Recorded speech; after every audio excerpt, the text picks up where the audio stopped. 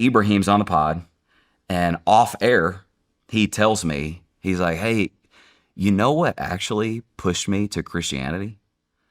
I started studying the world and I noticed everything aligns against this one thing. And then he gives this example, which I think a lot of people wonder about this.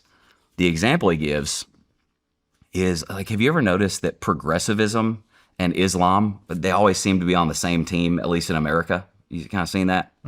Yeah, it's kind of in general, kind of tends to be the thing, which makes no sense because you kind of got, hey man, we're over here, gay rights, women's rights, freedom of expression, progressive, and then you kind of got Islam is kind of oftentimes the opposite of those things.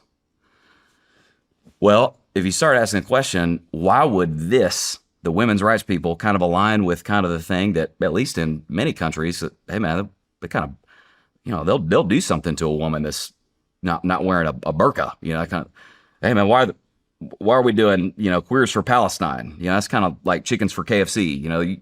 That didn't make sense. Well, the unifying principle is the enemy of my enemy is my friend. Anything but Christianity and anyone but Christ.